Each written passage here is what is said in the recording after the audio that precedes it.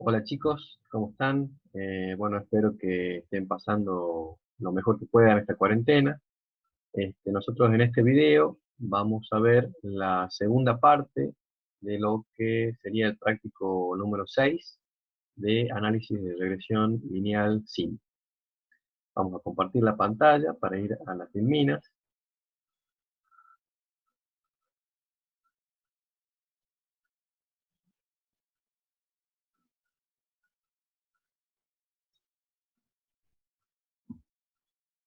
Bien, vamos a sacar, la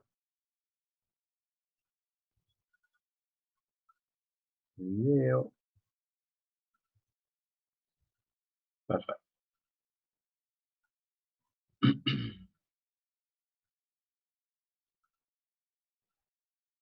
Bueno, vamos a recordar un poquito. Este es análisis de regresión simple. Ustedes vieron en el video anterior la primera parte, que es la parte descriptiva del análisis bivariado, que vendría a ser una especie de repaso, porque este tema ya fue objeto de estudio en Estadística 1. ¿Sí? O sea que la primera parte, si quieren, podrían repasarla buscando alguna bibliografía, alguna carpeta de ejercicios de Estadística 1.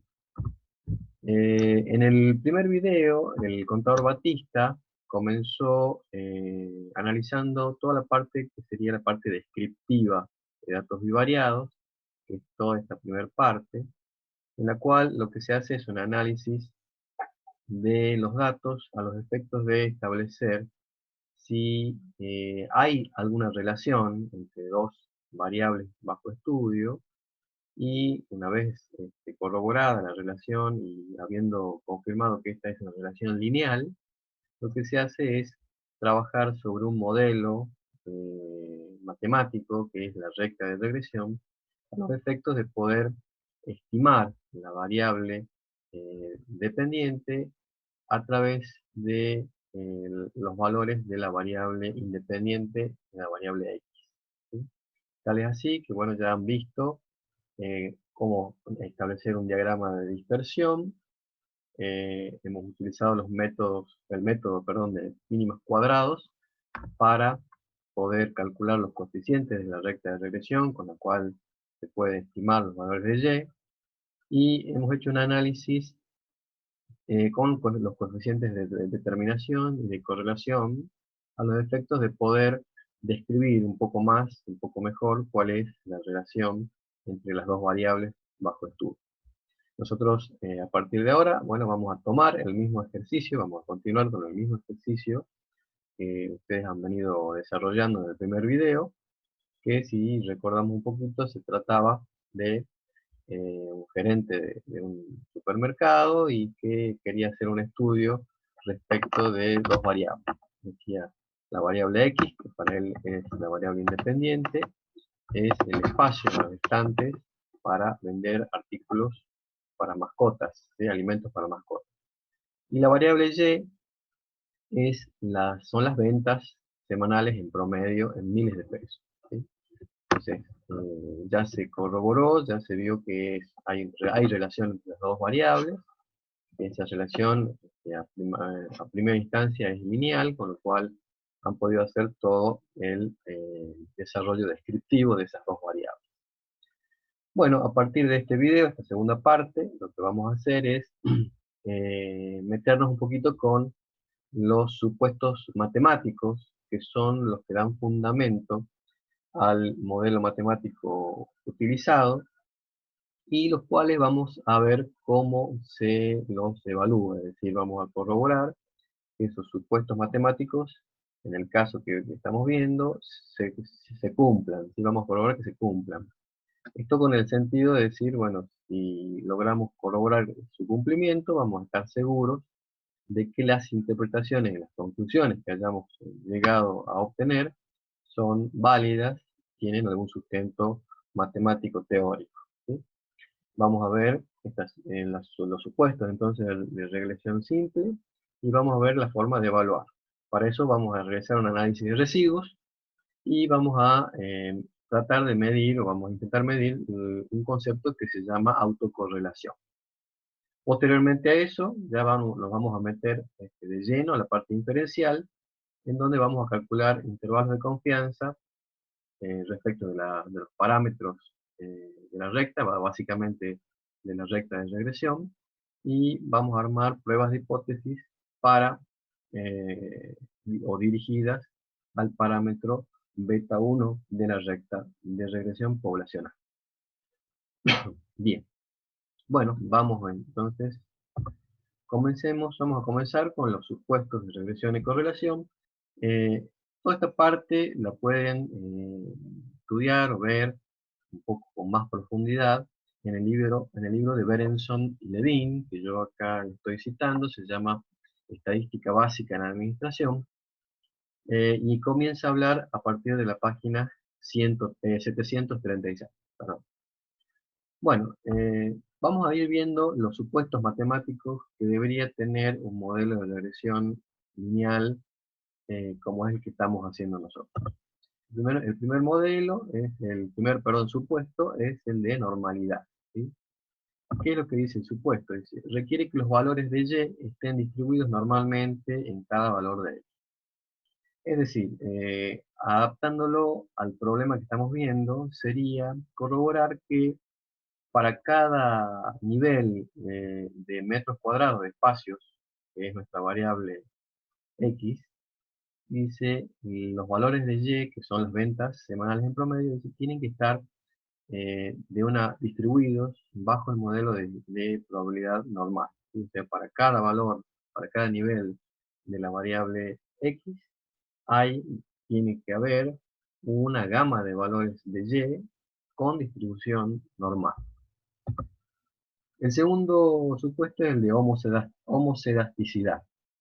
Este supuesto hace referencia a la dispersión que tiene la variable y cuando estamos trabajando en función a la variable x. Entonces dice que requiere que la variación alrededor de la línea de regresión sea constante para todos los valores de x.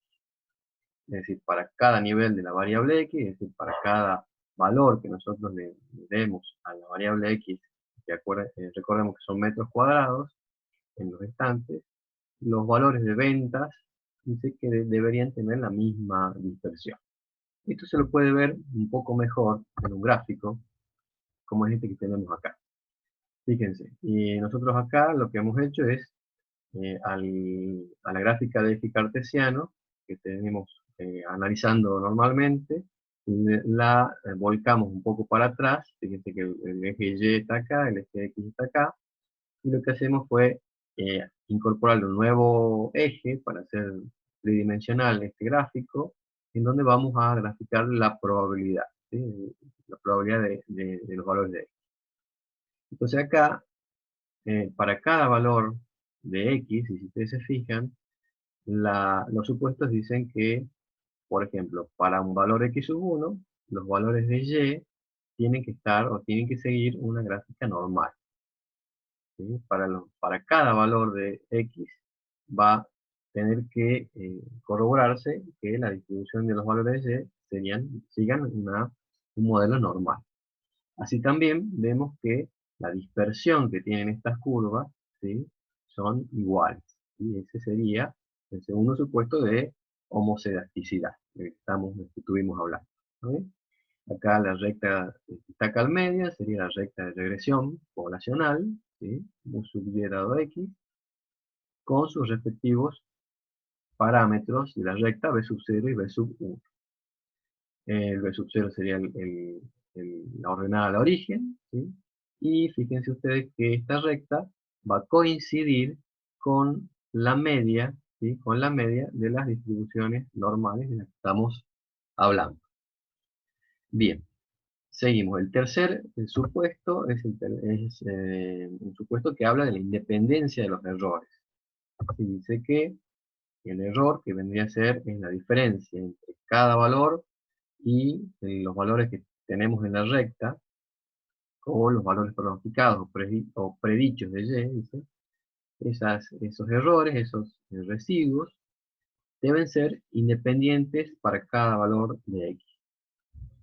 Y el último supuesto es el de linealidad, que habla de que la relación de estas variables tiene que ser lineal, ¿sí? Si no, como ya sabemos, el análisis que estamos realizando no sería eh, válido. Bueno, estos supuestos los vamos a evaluar, es decir, vamos a corroborar que se cumplan para el caso que estamos analizando y vamos a ver de qué manera se pueden verificar.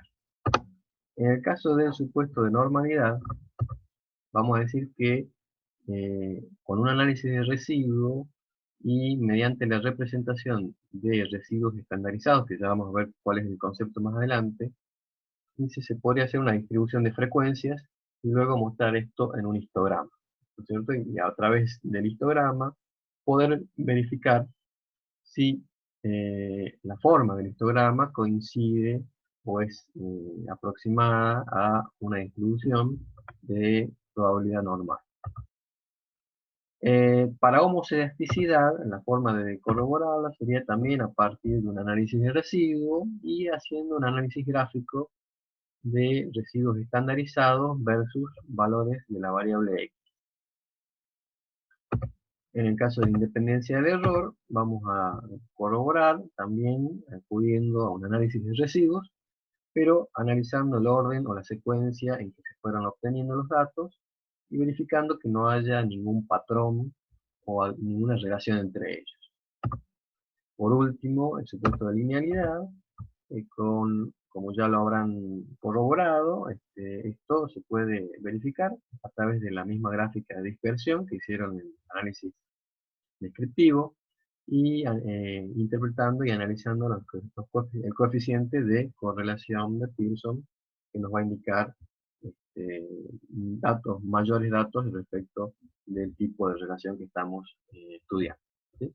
Entonces, una vez que hemos evaluado estos supuestos, vamos a estar seguros de que podemos seguir con un análisis diferencial. Bueno, vamos a ir entonces al caso en cuestión. Vamos a hacer un análisis de residuos. En el análisis de residuos vamos a tomar en cuenta que cuáles eran las variables que estábamos estudiando. Decíamos que X era el espacio constante en metros cuadrados y Y las ventas semanales de supermercados en miles de pesos. Vamos a llamar error residual o residuo a la diferencia entre el valor observado y el valor pronosticado en función o utilizando la recta de regresión que ustedes han calculado en el video anterior, han aprendido a calcular. A ese residuo lo vamos a estandarizar, es decir, vamos a llevarlo a un valor tal que nos sirva para poder interpretarlo correctamente, independientemente de las unidades que estemos trabajando en nuestras variables. Entonces, ¿cómo lo vamos a estandarizar? Haciendo un cociente entre el valor del residuo y dividiéndolo entre el error estándar de estimación por la raíz de 1 menos h sub i. Este h sub i lleva el nombre de matriz sombrero en la bibliografía, donde el cálculo para este h sub i este que está acá en la pantalla, y significa, o la interpretación de este valor, me va a dar, dice, la influencia de cada valor de X sobre el modelo de regresión, ¿sí? En el caso del error estándar de estimación es el cálculo que hicieron oportunamente en el video anterior, ¿sí? Así que los remito al video. Entonces, bueno, vamos a ir viendo cómo se calculan en esta tabla. Acá tenemos los valores de X de la muestra, los valores de Y, del grande de la muestra también. Tenemos 12 valores en este caso. En esta columna vamos a calcular los valores pronosticados. Para cada valor de X, ¿sí? Para cada valor de X vamos a reemplazar este valor en la recta de regresión que hemos calculado para obtener el valor pronosticado, ¿sí? Fíjense, por eso es que acá estos valores de X5 vamos a tener la misma estimación, ¿sí? Y vamos a trabajar con todos los valores de esa forma. Luego vamos a calcular los residuos. Los residuos, acordémonos que dice el valor observado, los valores observados, menos el valor pronosticado. Entonces vamos a hacer, en este caso, el valor observado sería 1,6 y el pronóstico o la estimación sería 1,82. La diferencia sería el residuo. Y operamos de esa forma para todos los casos. En el caso de la matriz sombrero, vamos a ir trabajando con esta fórmula de acá abajo, en la cual, fíjense, intervienen los valores de x, la media de x, la suma de los x cuadrados y, por supuesto, el tamaño de muestra. ¿Sí? Una vez que trabajamos y reemplazamos los valores, para cada valor de x vamos a obtener el correspondiente valor, ¿sí? De h sub i. Trabajamos para cada uno y lo calculamos. Entonces, estos dos valores nos va a servir en definitiva para calcular lo que queremos, que es esta parte, que es el residuo estandarizado. Entonces, vamos a calcular el residuo estandarizado haciendo este cociente. El valor del residuo, que en este caso es menos 0,22, dividido el error estándar de estimación que lo habíamos calculado y que era 0,3086 para el caso que estamos viendo, y por la raíz de 1 menos la matriz sombrero, ¿sí? Que es este valor que tenemos. Si hacemos este cálculo, bueno, vamos a llegar al menos 0,80, el menos 0,814, y el mismo cálculo vamos a tener que seguir haciéndolo para todos los casos. Bueno, una vez que tenemos el análisis, el cálculo, perdón, el análisis matemático, vamos a empezar a evaluar. ¿Cómo vamos a evaluar esto? Lo vamos a hacer de manera gráfica. Vamos a representar en un gráfico los residuos estandarizados en el eje acá de las ordenadas y los metros o los valores de la variable x en el eje de las abscisas, en este caso que está acá. ¿Sí? Bueno, vamos a graficar todos los puntos y cómo vamos a proceder con la interpretación de este gráfico. Bien, a los efectos de evaluar la homoscedasticidad, habíamos dicho que la homoscedasticidad nos decía que para cada valor de x, la dispersión debería ser constante. ¿Sí? La dispersión de los valores de y debería ser constante. Entonces, a través de este gráfico podemos ir viendo, supongamos para un x5, lo que vamos a ver es la dispersión que existe entre los valores mínimos y máximos, en este caso de los residuos estandarizados. Y vamos a ver que esta dispersión que está acá en torno al valor 5 es parecida a la que tenemos acá dentro del valor 10. Y es parecida al resto. Es decir, la idea es que nosotros tomemos en cuenta que las dispersiones no deberían tener ningún patrón, ni tampoco diferir demasiado. Entonces acá nos damos cuenta que el modelo cumple con la homoscedasticidad en términos generales. También podemos corroborar acá con este gráfico la independencia del error. Es decir, nosotros, si acá los puntos que están graficados tuvieran algún tipo de patrón o algún orden, eso nos iría indicando que los residuos están relacionados, ¿sí? Entonces, una nube de puntos totalmente aleatoria, como en este caso, nos indicaría que el supuesto de independencia del error estaría siendo cumplido en principio. Entonces, con esos dos supuestos vamos a corroborar con este análisis que sigue. Bien, ahora vamos a ver un poquito el concepto de autocorrelación y la forma de detectarlo, que es el procedimiento de Durbin-Watson. Vamos a ir primero definiendo qué es autocorrelación. Dice es una violación a los supuestos de independencia del error que habíamos hablado al principio. ¿Cuándo se presenta? Bueno, se va a presentar, a menudo, frecuentemente se presenta cuando nosotros recolectamos los datos de nuestra muestra en periodos secuenciales de tiempo. Es decir, la recolección del muestreo se hizo en forma diaria, en forma semanal, en forma mensual, etc. ¿En qué consiste la autocorrelación? Y bueno, acá vamos a decir, en el caso en que yo esté recolectando datos en forma periódica en el tiempo, lo que va a pasar es que los datos obtenidos en periodos adyacentes frecuentemente van a tener cierto patrón. Es decir, si yo tengo, si los datos vienen aumentando, generalmente de un día para el otro, de una semana para otro, de un año para otro, generalmente van a seguir esa tendencia, ¿sí? Entonces, a ese patrón, dice que aparecen los residuos, se lo conoce como autocorrelación. ¿Cómo se detecta? Y bueno, habíamos dicho, para eso vamos a utilizar el procedimiento de Durbin-Watson, que básicamente es una prueba de hipótesis en la cual lo que vamos a hacer es trabajar con un estadístico de prueba, ¿sí? Y luego lo vamos a poner en juego con un nivel de significación determinado y basándonos en las estadísticas críticas, los valores críticos de la tabla de Durbin-Watson. Vamos a ir viendo el ejercicio, dice, bajo el supuesto, dice que el ejercicio que venimos desarrollando planteara que los datos recolectados se refieren a las ventas semanales de un supermercado en un periodo de 12 semanas, esto nos daría lugar a desarrollar el procedimiento de Durbin-Watson. Es decir, a los efectos de aplicar este procedimiento hemos agregado un supuesto al ejercicio que venimos haciendo. Entonces el supuesto es que la recolección de los datos se realizó de manera periódica en el tiempo. ¿Está?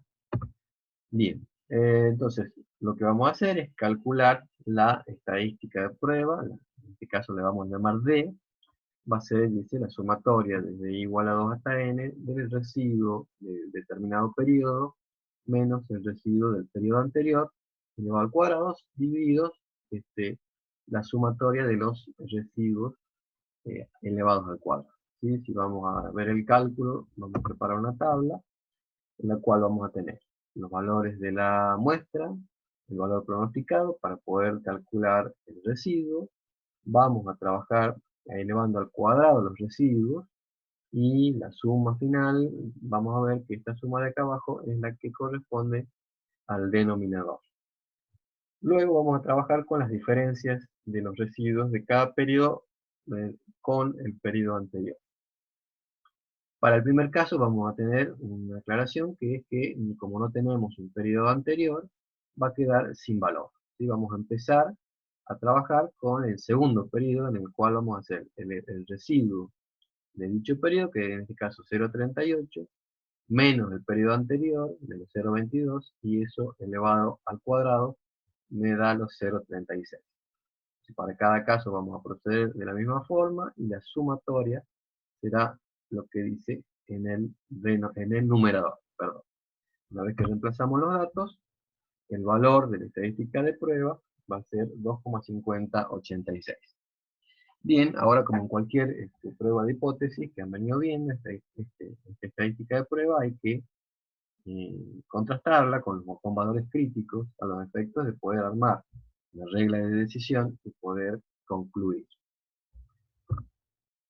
Para eso vamos a usar una tabla, ¿sí? La tabla a los efectos de obtener los valores críticos, una tabla que ustedes la tienen en el compendio de tablas, que es esta de acá. ¿Sí? La tabla dice estadística D de Durbin-Watson y se maneja, fíjense, arriba vamos a tener los valores de alfa, es decir, de error tipo 1, para dos valores distintos, 0,05 y 0,01. En la segunda fila vamos a tener estos valores de P. ¿Qué serán estos valores de P? Son la cantidad de variables independientes que yo tengo en mi modelo, en mi modelo de regresión. En este caso, la única variable independiente será la X, ¿sí? Con lo cual vamos a trabajar con P igual a 1. Si tenemos una sola variable independiente. En la tercera fila, estos D sub L y D sub U serían los valores críticos. D sub L es el valor crítico inferior, D sub U el valor crítico superior. Si quieren para saber de dónde viene, DL viene de la palabra, perdón, la letra D sub L corresponde a low, ¿sí? En inglés, bajo o inferior, y U corresponde a up, que es superior, ¿sí? O arriba, ¿sí? Entonces vamos a ver, estos serían entonces los valores críticos, y acá en esta fila vamos a tener los tamaños de muestra. ¿Sí? Acá hay que hacer una aclaración específica para este caso que estamos estudiando, que es que en esta tabla que tenemos en nuestro compendio, vamos a encontrar que los valores de muestra comienzan a partir de 15, por una cuestión de practicidad.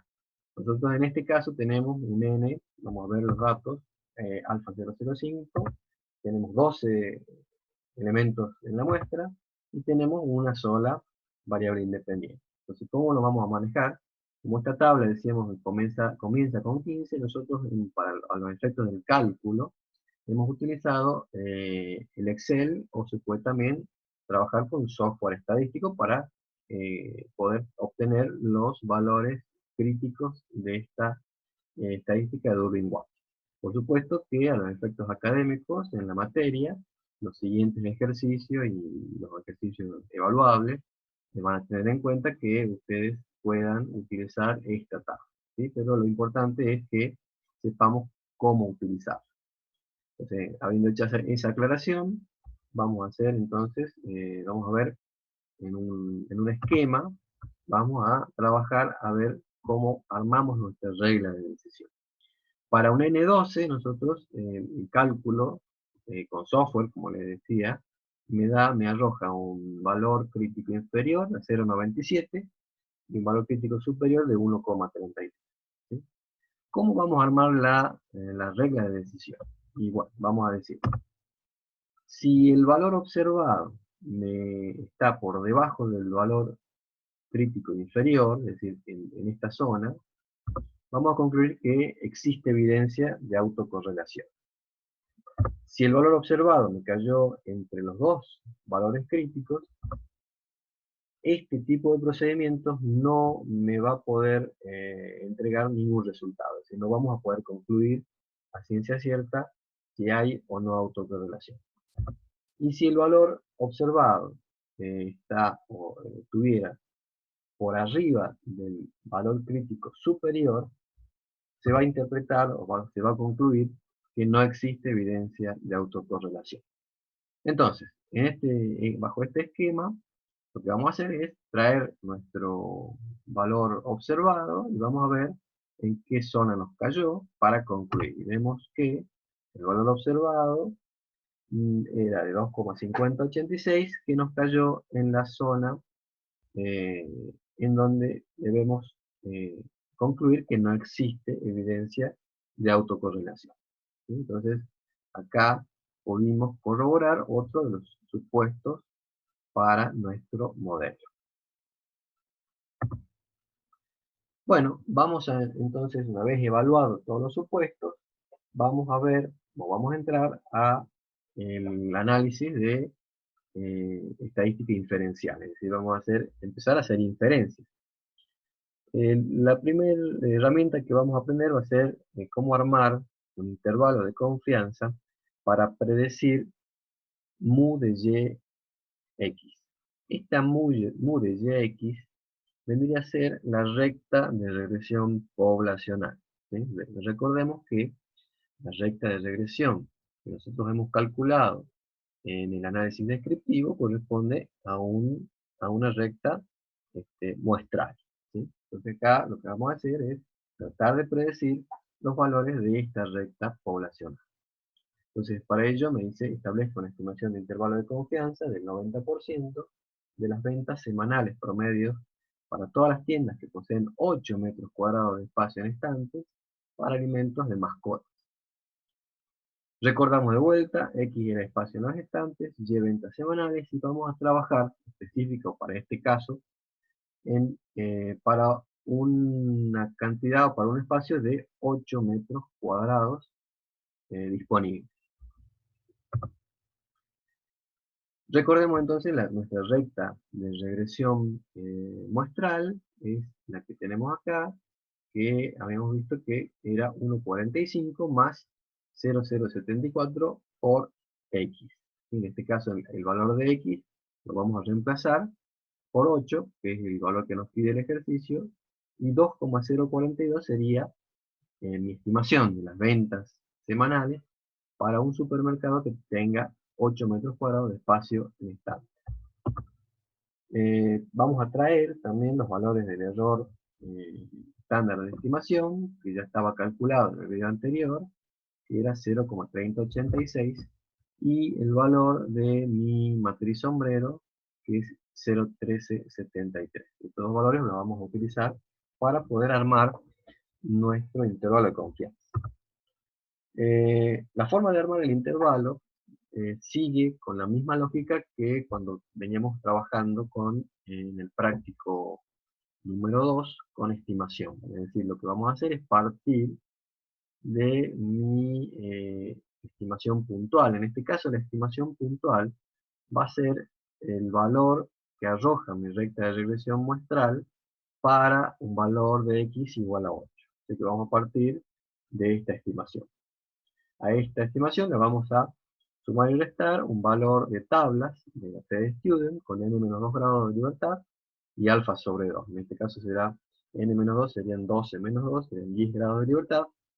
Y alfa sobre 2, teniendo en cuenta que me pide una confianza del 90%, alfa me quedaría en 0,10 y alfa sobre 2 sería entonces 0,05 por el error estándar de estimación y por la raíz de la matriz sombra. Si reemplazamos los valores, vamos a llegar a los límites inferiores y superiores. Entonces el límite inferior será 1,835 y el superior 2,249. ¿Cómo se interpreta con este intervalo? Dice, para una estantería de 8 metros cuadrados, la media de ventas semanales en miles de pesos se encuentra entre 1,835 y 2,249 miles de pesos sería acá, con una confianza del 90%. Acá hay un error, bueno, acá tengan en cuenta que es 90. Perfecto. Entonces, lo que estamos haciendo, entonces lo que encontramos es un intervalo para poder predecir las ventas semanales promedio en un supermercado que tenga 8 metros cuadrados de estanterías para alimentos de mascota. ¿Sí?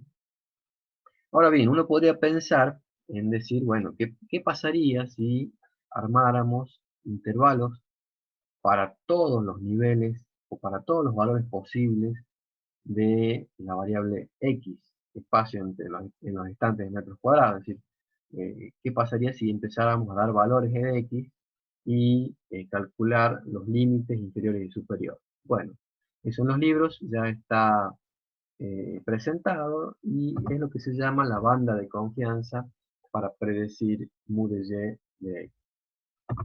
En este gráfico vemos que si nosotros trabajamos con todos los valores de x y calculáramos los límites inferior y superior, se armarían estas bandas de confianza, llamadas así, con estos límites, en el cual, si ustedes se fijan, el valor más cercano en la banda coincide con el promedio de la variable independiente, y dentro de esa banda estaría la recta de regresión poblacional con la confianza con la cual hayamos trabajado. Entonces, quiere decir que mi recta de regresión poblacional estaría dentro de esta banda, ¿sí? Dentro de esta banda de límites inferiores y superiores.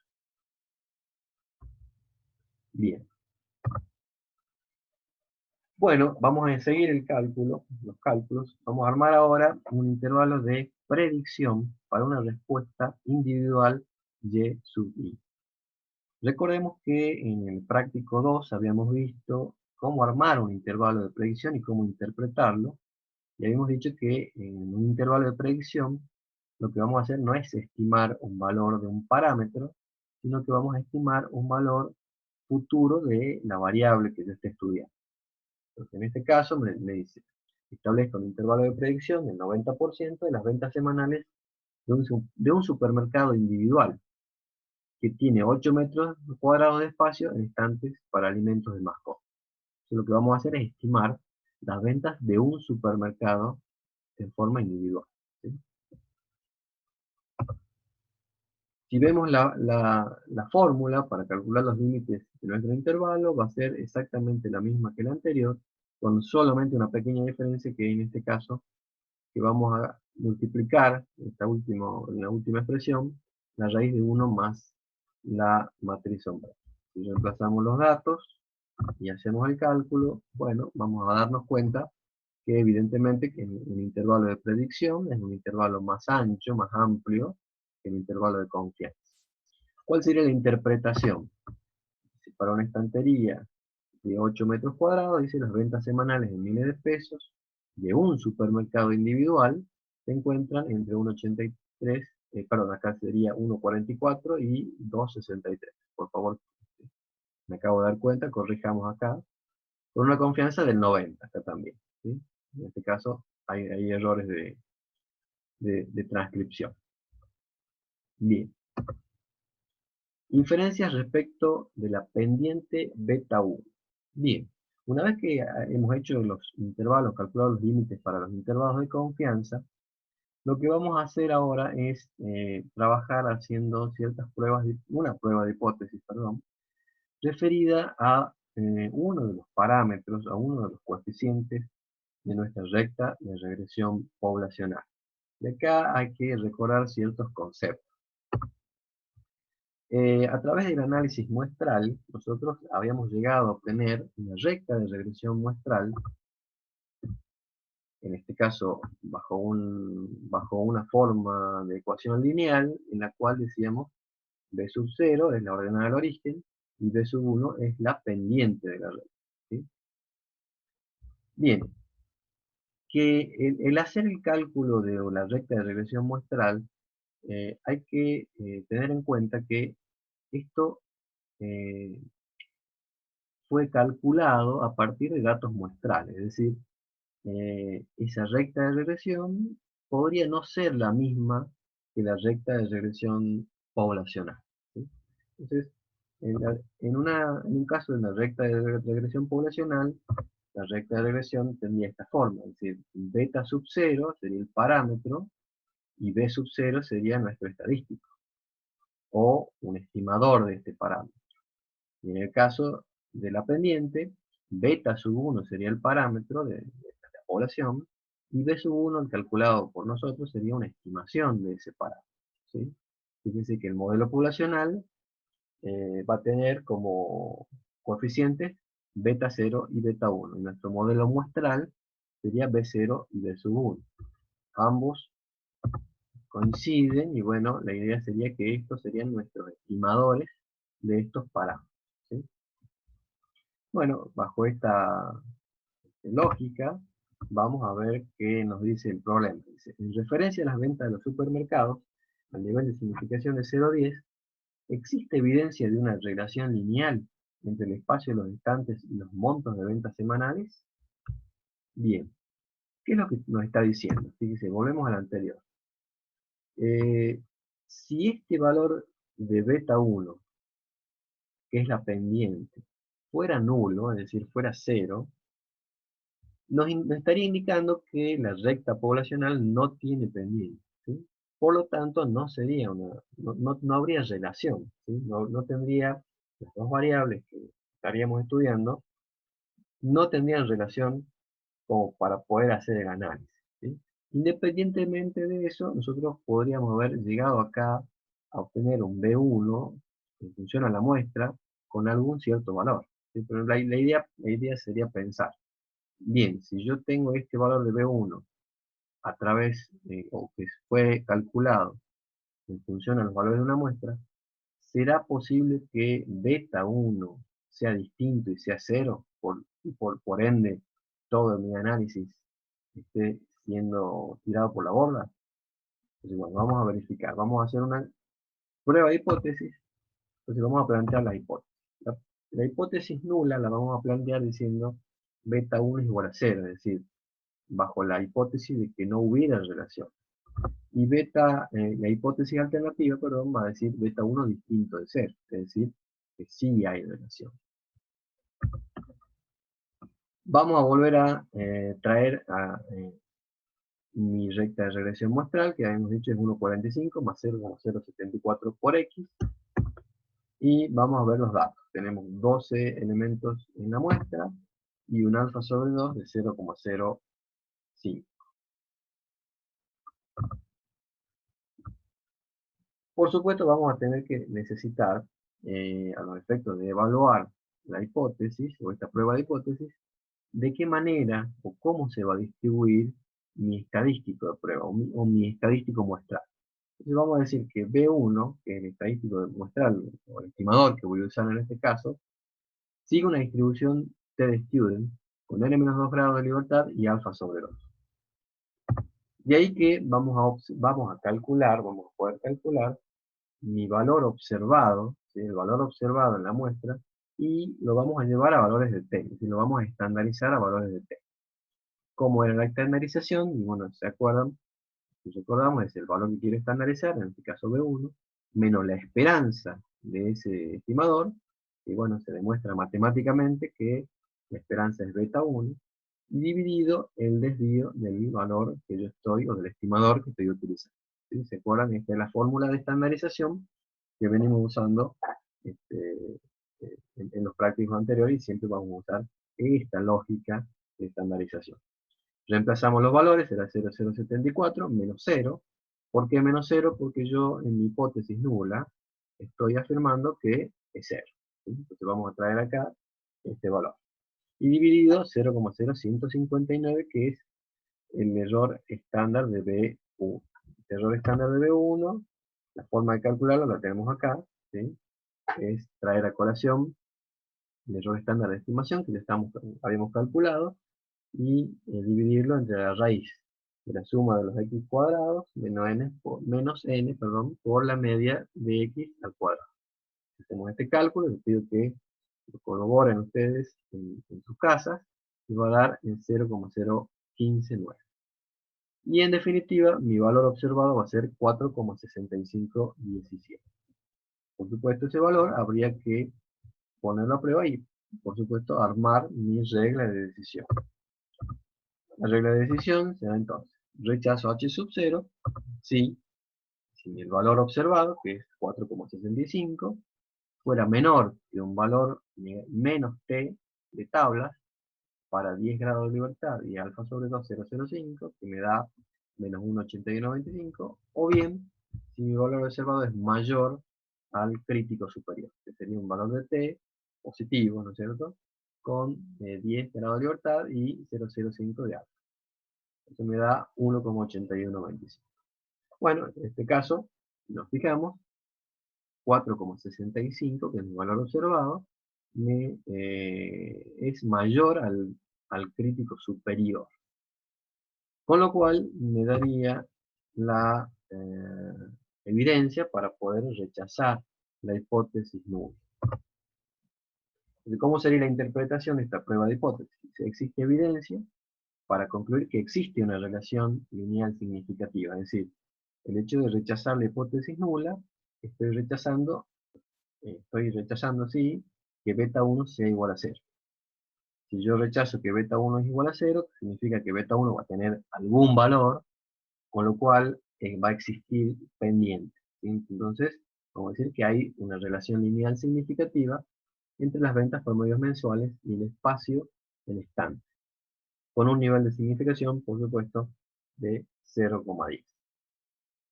Bueno, ustedes ven cómo estamos utilizando, digamos, lo que aprendimos en el práctico 3, primera y segunda parte, lo volvemos a utilizar acá para hacer una prueba de hipótesis ya, pero referida a otro tipo de parámetros, en este caso en un análisis bivariado.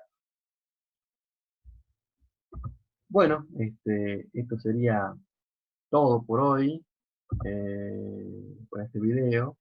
Cualquier consulta, por favor nos la hacen saber, y les pido que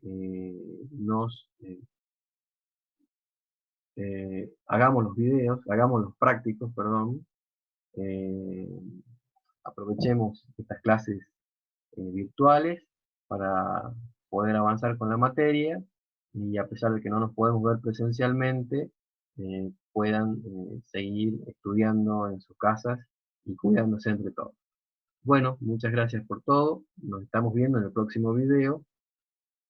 Los dejo.